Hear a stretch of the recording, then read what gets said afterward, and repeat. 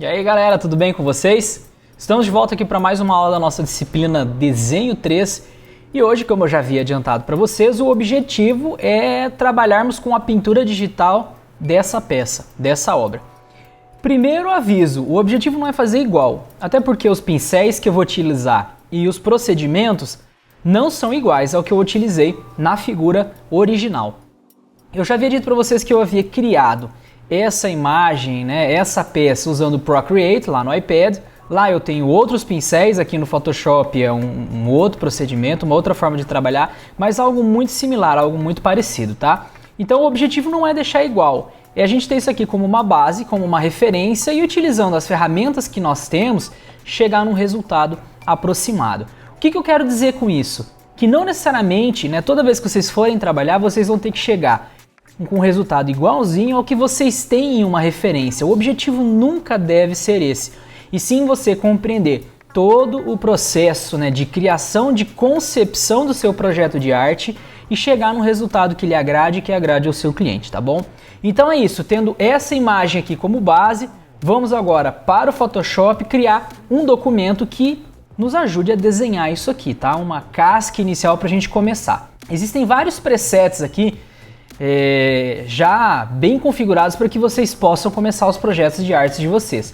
Muita gente trabalha aqui com presets de arte e ilustração, tá? Eu particularmente gosto muito de trabalhar aqui com essa aba web. Não só porque eu também faço aplicações web, trabalho com desenvolvimento web, mas porque quando eu crio um desenho desse, né, com esse preset, com essa predefinição web, eu já tenho pranchetas de desenho mais organizadas. Já vou mostrar para vocês o que é isso daí.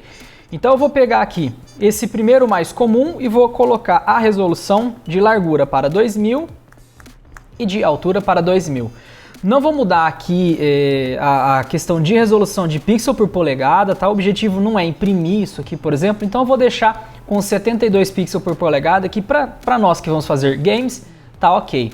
Assim como o modo de cores, né? Como o seu game vai para dispositivos que tem telas e não para um dispositivo de impressão, o cor RGB, né? Esse modelo cores RGB é o mais adequado, beleza? Cor do plano de fundo e outras opções aqui eu vou acabar não mudando, tá? Mas se você quiser, vocês podem alterar já o cor, né? A cor do plano de fundo que vocês pretendem iniciar. Então eu vou deixar dessa forma e vou colocar aqui no criar. Coloquei no criar, ó. Primeira coisa, observem que aqui nessa parte superior nós temos lá escrito prancheta 1. Quando você cria em outros presets ali, é bem possível que você não tenha essas pranchetas criadas, tá? Elas aparecem aqui no nosso painel de camadas com essa abinha, né, o olhinho e logo aqui essa setinha para baixo, indicando que aqui você tem uma prancheta de desenho. Tradicionalmente, o que viria aqui? Uma camadinha branca, né, travada, para que você comece a desenhar com novas camadas sobre essa. Esse formato de utilização de pranchetas, a meu ver, tá, isso é opinião pessoal, do tipo de fluxo de trabalho que eu gosto, é mais viável. Por quê? Eu deixo uma prancheta dessa aqui para a gente trabalhar. Opa, que eu estou selecionado fora aqui. Eu deixo uma prancheta dessa para a gente trabalhar com as referências e uma outra prancheta para a gente trabalhar com o desenho efetivamente, tá? Então para isso, ó, eu vou aqui com a ferramenta mover e eu vou clicar sobre o nome prancheta 1. Quando eu seleciono esse nome prancheta 1, o Photoshop me indica 4 posições, 4 seções na qual eu posso criar uma nova prancheta com essa mesma configuração. Eu vou criar isso aqui à direita. Então, ó, isso daqui, esse procedimento que eu mostrei, ele é mais facilitado quando vocês trabalham com perfil web. Funciona muito bem esse fluxo e por isso que eu gosto bastante. Agora eu posso vir aqui, ó, prancheta 2 é a prancheta da pintura e a prancheta 1 é a prancheta das referências. Ou no caso a gente tem uma referência só, né? Então vou deixar assim, ó. Então eu tenho as duas pranchetas que eu posso desenhar. Observem também que nessas pranchetas o fundo naturalmente já é branco, diferente daqueles outros formatos que a gente já trabalhou, inclusive em aula, em que eu tinha uma camada com a cor branca de fundo e o resto era desenhado sobre essa camada. Se eu quisesse trocar a cor, eu tinha que fazer a pintura de alguma maneira, tá? Aqui, ó, vocês podem ver, por exemplo, a camada, né, a prancheta pintura, ela não tem nada aqui dentro, ela não tem nenhuma camada. Eu vou até criar um aqui para vocês observarem, ó. Vou criar e vou arrastar para dentro. Agora, a pintura, tem uma camada de desenho aqui, vamos colocar como esboço. E aí, beleza, ó. Essa camada aqui eu posso até remover, porque eu não vou usar ela para pintura. Eu vou utilizar apenas para colocar a nossa referência e a camada de esboço para a gente fazer o esboço, né, a silhueta ali daquele olho que a gente vai trabalhar. Então beleza, eu tenho aqui as duas pranchetas iniciadas, eu tô pronto para começar a trabalhar. Então vou aqui no meu sistema de arquivos, vou puxar para cá o olhinho. Com o Alt Shift pressionado eu vou trabalhar com a escala do desenho original. E eu clico aqui nesse certinho na parte superior para confirmar que a foto está sendo incorporada nesse documento, tá? Como ela está sendo incorporada, você não precisa ter essa foto no mesmo diretório, numa mesma pasta que o seu projeto final. Ela faz parte do seu arquivo PSD quando você o salva, tá? Então não precisa se preocupar de perder essa referência, tá bom? Então, aproveitando que eu falei em salvar, eu vou dar aqui um Ctrl S, vou salvar no meu computador, dá para salvar na nuvem, né, quem precisar, e vou dar aqui esse nome como olho.psd. Vou substituir, né, um último que eu tinha aqui, sem problema nenhum. Vou dar o OK e beleza. Vou aproveitar para travar essa imagem aqui, travar a camada dela, que pode ser que sem querer a gente passe a caneta, passe o mouse aqui em cima e mude ela de posição, tá? Então eu quero isso aqui travado. Portanto, eu seleciono a camada que tem esse meu arquivo aqui e eu venho neste cadeadinho. Cliquei no cadeadinho, a camada tá fixa ali, não tem mais como eu mexer. Na verdade até tem, né? Eu tenho que clicar de novo no cadeadinho e aí sim eu posso movimentar, tá bom? Quem esqueceu de como funciona o Photoshop, aproveita essa aula, porque boa parte dos atalhos que eu vou mostrar, né, são essenciais para o fluxo daqui para frente, tá bom? Então eu vou sempre citando qual atalho eu apertei, onde eu cliquei, como esses menus podem aparecer para vocês, tá bom? Então lembrando, à esquerda no Photoshop eu sempre tenho as ferramentas de desenho, tá? Então tudo que eu posso utilizar para desenhar tá aqui e tudo que eu posso utilizar para customizar, editar e alterar em termos de propriedade do que eu estou desenhando e das ferramentas que eu estou usando sempre fica aqui à direita. Esses painéis são customizáveis, tá? Você pode colocar aqui o que você quiser, tá bom? Eu deixei aqui com algo bem básico, tá? Eu sempre parto aqui do painel, né, do Workspace Essenciais, porque para mim aqui já tem tudo que eu preciso, é uma coisinha ou outra que eu acabo adicionando, tá bom? Então customizem de acordo com a necessidade de vocês. Para que vocês encontrem janelas que podem ser necessárias, que vocês precisem para as artes, vocês vêm aqui no menu Janela, tá? Para mim aparece aqui no menu superior, e aqui vocês têm uma pancada de ferramentas que vocês podem ativar, de painéis que vocês podem ativar, né? Por exemplo, esse painéis aqui, informações, ó, tá na parte superior. Se não aparece para você, você pode selecionar lá em Janela, informações, tá bom? Então tudo que está aqui de alguma maneira também é acessível via menu Janelas. Agora filtros, efeitos, né, modificações de camada, isso tudo está no menu superior e logo abaixo do menu superior vocês têm um menu de acesso rápido a ferramentas contextuais. O que é esse contextual? Se eu estou aqui com um pincel, deixa eu pegar a camada correta, né, para desenhar o meu esboço, na parte superior eu tenho um menu de contexto referente a essa ferramenta, referente ao pincel. Então o que está aqui, se eu modificar alguma coisa, obviamente, será aplicado para a ferramenta de contexto, que no caso, nesse meu contexto, é a ferramenta pincel. Se eu seleciono, né, a Smudge Tool, esse dedinho aqui, né, essa ferramenta de borrar, olha lá, o painel muda também, tá? Aqui, por exemplo, eu tenho a referência de resistência de quando eu estou clicando aqui e fazendo o borrar. Quanto menor a resistência, menos você borra, né? Eu deixei ali com 1%, ó, eu borro bem pouquinho. Se eu aumento essa resistência, vamos colocar aqui, vamos exagerar, né? 100%. Você vai fazer o regaço quando você for lá trabalhar com o Smooth Tool, tá bom? Então, eu sempre trabalho com valores bem baixos porque eu prefiro ir adicionando o efeito de borrar aos poucos porque fica mais fácil de eu corrigir, de eu dar um Ctrl Z. Então eu não gosto de trabalhar, por exemplo, com valores muito bruscos. Eu prefiro ir sempre adicionando o efeito que eu quero ao invés de depois ter que retirar, tá bom? Então eu vou deixar aqui com 10% de resistência, tá? É um valor que vai ser legal aqui, ó, conseguir borrar bem esse traço. Na verdade mal deve aparecer aí para vocês, né?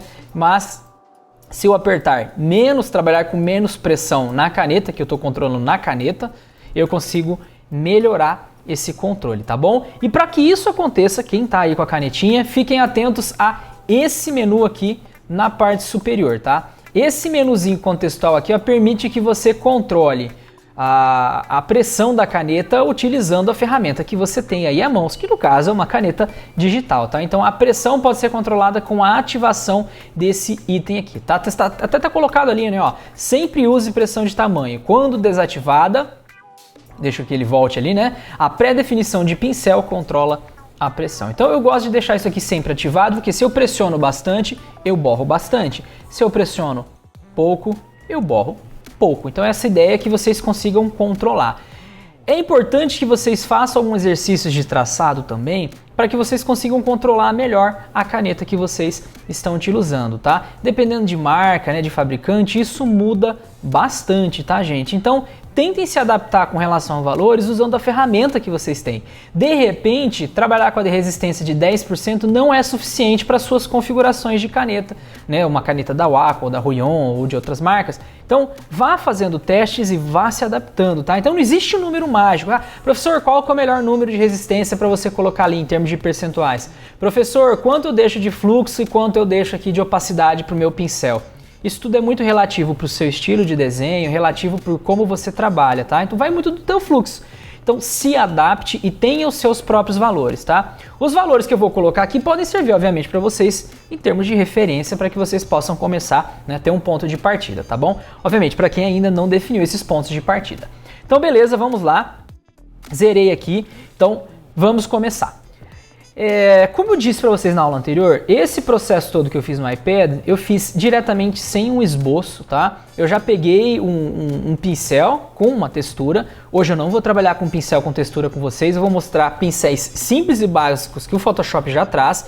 Então o resultado não vai ser parecido, né? Não vai ser igual, na verdade, isso daqui. Vai ser algo que se assemelha, tá bom? Inclusive em termos de formato, né? Eu não vou desenhar por cima nem nada, eu vou usar realmente o que eu fiz como referência, a minha própria referência para desenhar uma arte, tá bom?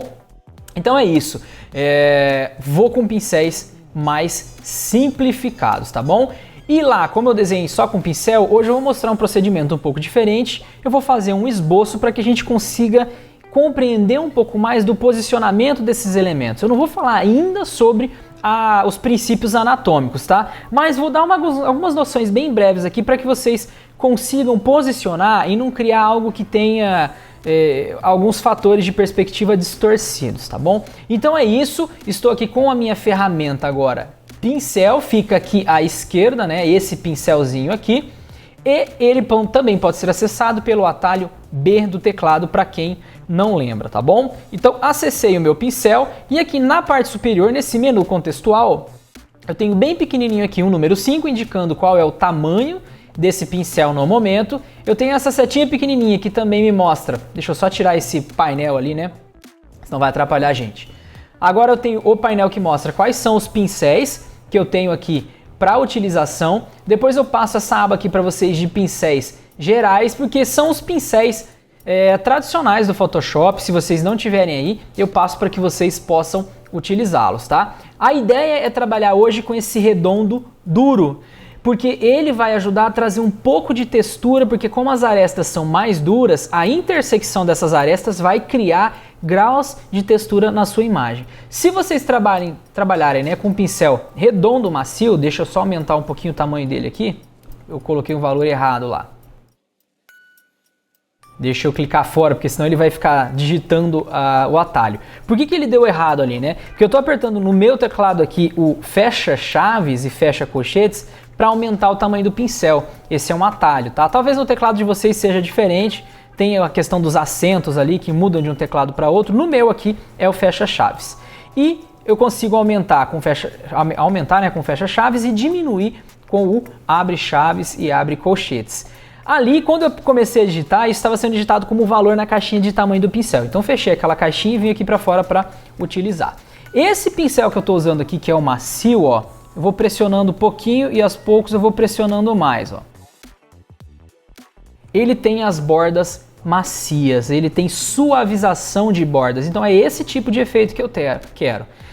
não é que eu quero, é que eu estou utilizando. Se eu for utilizar para fazer essa arte, eu não vou ter muita textura, vai ser tudo muito nublado, tudo muito misturado, mesclado. E não é bem isso que eu quero para esse processo artístico. Dependendo do que vocês forem fazer, obviamente, isso vai funcionar, tá? Mas não é o que eu quero agora, tá bom? Então vou dar um Ctrl Z aqui para retornar. Notem também, ó, que o fluxo meu está em 21%, né? Eu sempre uso entre 15 a 20, 25%. E a opacidade está em 50%.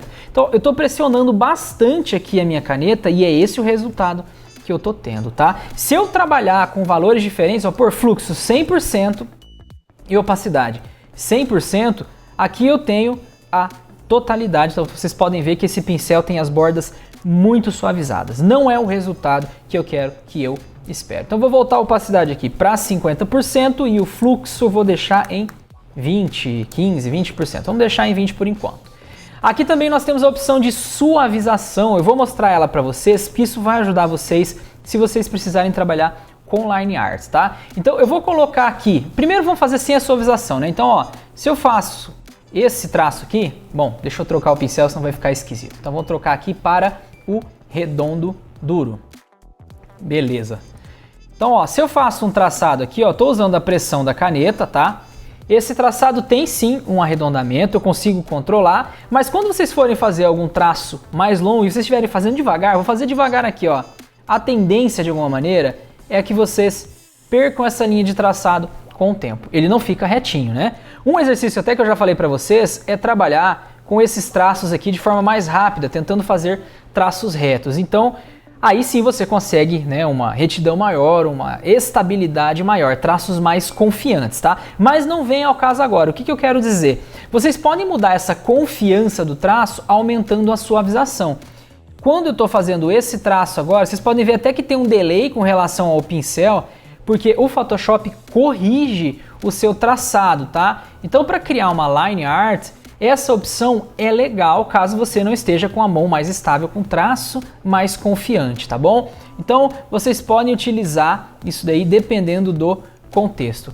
Isso deixa o seu traço um pouco mais pesado, isso come um pouquinho de processamento da máquina, tá? Se você colocar aqui 100%, dependendo do computador que você está utilizando, você vai ver que o delay é gigante, tá bom? Então aqui acabou funcionando bem, mas testem aí nas máquinas de vocês para vocês verem qual é o desempenho, tá bom? Além disso, eu deixei ativada aqui também essa opção para sempre usar a pressão de tamanho, não só lá para Smooth Tool, a ferramenta borrar, aqui também para o pincel, tá bom? Então aqui já está no jeito para a gente começar o nosso esboço. O redondo duro já está selecionado aqui também, né? O nosso pincel. Eu só vou diminuir a espessura dele, vou tirar a minha suavização e aqui beleza. Então, ó, estando bem suave, eu vou numa área central aqui, fazendo movimentos circulares para criar o meu primeiro círculo. E recomendo que vocês trabalhem dessa forma, né? Eu vou fazer uma coisa aqui no meio, ó. Vai devagarinho com o pincel para você criar uma memória de movimento. Criada a memória de movimento, começa a pressionar suavemente, tá? Pressionou suavemente, ó.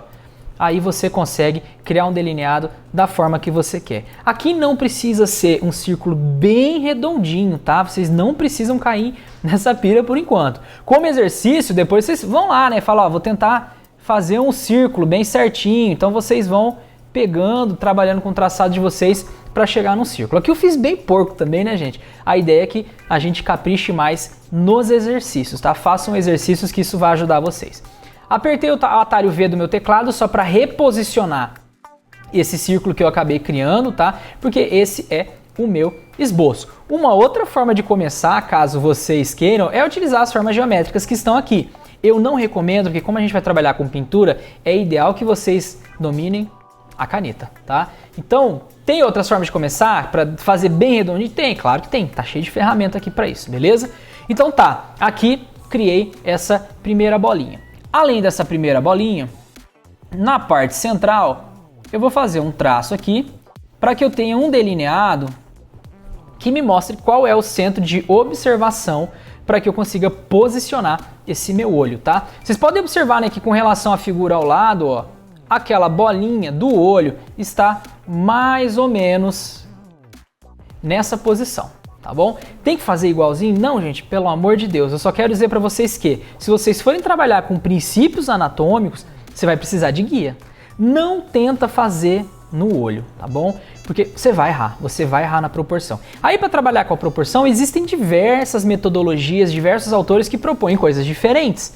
Você vai se adaptar a que mais lhe agrada, que se encaixa melhor ao seu estilo ou ao estilo do desenho que você faz, tá? Então não cria essa pira agora não. Eu só fiz aqui pra gente entender um pouco mais do que pode ser feito em termos de boço no início do seu projeto visual, beleza? Então tá, aqui mais ou menos, né, nessa região superior, eu vou colocar o fim da pálpebra, tá bom? Então vou fazer uma marquinha aqui mais suave. Eu sei também que mais ou menos nessa região, não tem que ser exato, tá, gente? E nessa região eu tenho a terminação do olho. Vocês podem ver também que na arte original ele não é redondinho. Esse não é o objetivo, é algo estilizado. E nem o nosso olho também é completamente redondo, né? O globo ocular como um todo tem as suas imperfeições, tá? Então a ideia é trabalhar com essas proporções. E mais ou menos aqui eu pego e termino esse olho. Na hora de fazer esse esboço, esse rabisco, você pode trabalhar com a mesma memória visual e muscular com a sua caneta. Você pode ir com o seu braço fazendo o movimento, né, e a caneta sobre esses pontos para você criar a memória visual e muscular. E depois, devagarinho, você pode ir pressionando para você criar a silhueta, tá? Um traço ou outro, obviamente, vai sempre passar fora, tá? Não tem problema. Ali, e principalmente nessa parte superior aqui direita, os meus traços passaram fora. Isso é comum de acontecer porque a caneta está sobre o seu olhar, você não está vendo certamente a sua referência, então você pode sempre refazer esses traços, tá? Então, outra forma também, ó, como você tem esses pontos de ligação, você pode trabalhar com os seus quadrantes, se você não quer fazer direto em um único movimento, tá? E aí você vai trabalhando com a curvatura. A curvatura nesse ponto aqui, ao meu ver, ficou um pouco deficitário. Tem que trazer mais curvatura para o outro lado ali. Você pode refazer ou fazer por cima, tá? Então tem várias formas de vocês trabalharem. Outra coisa que eu recomendo, ó, eu tô começando a fazer o traçado aqui com uma posição de mão que para mim não é confortável. Essa posição aqui, ó, esquerda para direita. Para vocês deve estar parecendo o contrário, possivelmente, tá? Mas é esse movimento aqui, ó. Essa direção. É um movimento mais estranho para mim, para o meu trabalho, tá? Se você acha estranho e tem uma posição que você se adequa melhor, aperta o R no teclado, segura, clica na tela e rotaciona o seu desenho, porque aí você consegue, né, apertar o B, volta para o pincel aqui e você consegue refazer o mesmo processo, o mesmo procedimento para todos os lados, para todos os cantos, tá? Então aqui, ó, vou refinando um pouco mais e sempre que eu vou achando o traço mais confiante, a linha mais desejada, eu vou pressionando mais forte para eu ter a melhor definição. Lembrando que só esboço aqui não tem que ficar perfeito, tá, gente? Quando você for fazer uma line art, a linha perfeitinha por cima, você faz por cima do esboço, tá? Apertei ESC, ó, voltei para posição original, vou rotacionar aqui de novo, né? Deixa eu dar um zoom nessa seção que fica mais fácil, obviamente, de enxergar. B no teclado. Eu tô narrando tudo aqui, né, gente? Porque muitos de vocês podem não lembrar dos atalhos, tá bom? Então, vou falando aqui. Atalho B é o que volta pro pincel. O ESC tira essa rotação, tá? A barra de espaço pressionada e o clique na tela faz essa movimentação, beleza? Então vamos lá. Agora faltou esse último trecho aqui. B no teclado para eu voltar pro pincel. E eu faço esse traço aqui,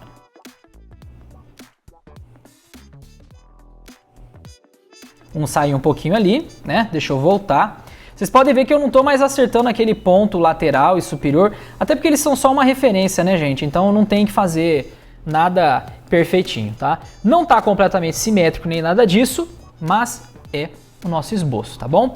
Além disso, eu vou rotacionar de novo aqui, ó, segurei o Shift para travar em 45 graus e usando essa posição central aqui, B do teclado, tá? Para voltar para o pincel, eu quero fazer essa marcação aqui, ó, da pálpebra.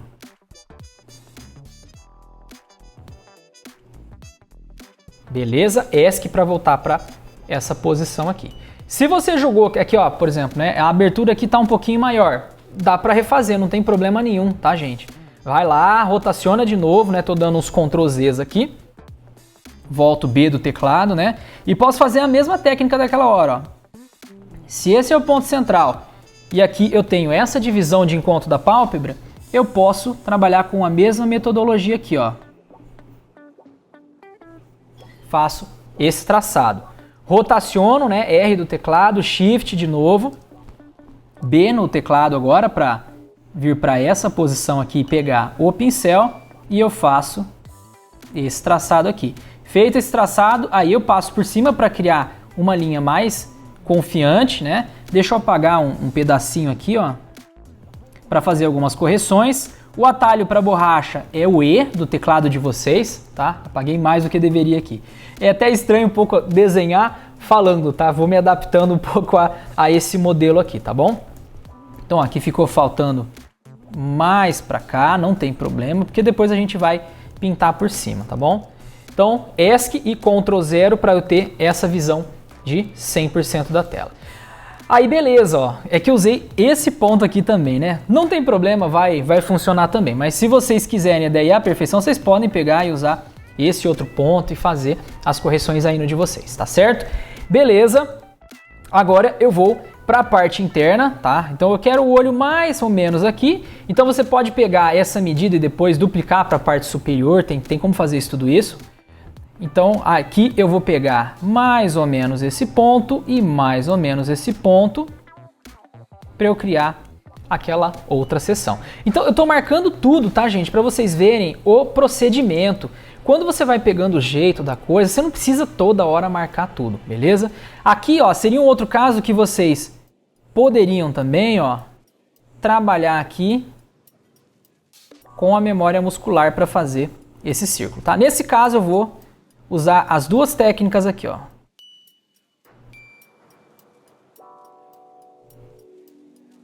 Esse aqui ficou ruim, deixa eu voltar aqui.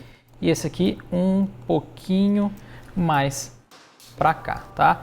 Essa distância aqui, ó, tá diferente dessa, mas não tem problema, tá? É só pra gente trabalhar com o esboço. Se quiser melhorar, você pode voltar aqui, né? E ir melhorando e apagando o que você julga que precisa de alguma correção, tá? Se não gostei, vai lá, apaga, refaz, tá bom? Então isso tudo pode ser revisto para que vocês tenham um traçado que se aproxima mais da realidade que você espera. Então aqui fiz um traçado um pouco melhor do que o anterior, um pouco mais alinhado para melhorar essa relação de distância aqui, ó. Aqui eu ter as duas distâncias D com um valor bem parecido. Aí no centro eu faço a mesma coisa, ó. Eu posso definir essa posição e essa posição para trabalhar com esse círculo, né, que está mais aqui ao centro, tá? Então definindo mais ou menos aqui, ó. A gente pode pegar e trabalhar. Aqui a mesma coisa.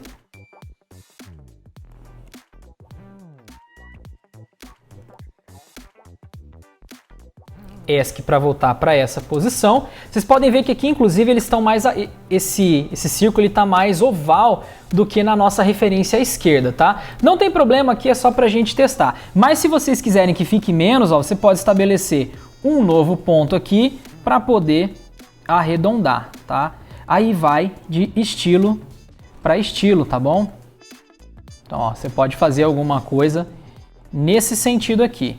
Quando for desenhar o esboço, você pode ir sempre fazendo esses traçados para você enxergando as posições que você quer. Chegou no que você quer, você pode... Opa, apertei outro atalho aqui. Você pode vir daí com a borracha para poder remover. Lembrando, o atalho da borracha é o atalho E do teclado, tá bom? Então, ó, B de novo para voltar aqui com o pincel. Esses são os traços que eu tenho aqui.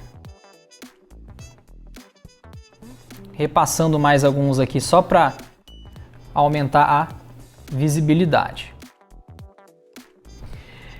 Beleza, eu tenho um esboço pensado, criado. Tem proporção? Sim, tem um pouco de simetria. Como eu disse para vocês, é algo mais estilizado, não precisa ser perfeito, mas sempre bato o olho para ver as relações de proporção, né? Ó, essa distância tem que estar próxima dessa daqui.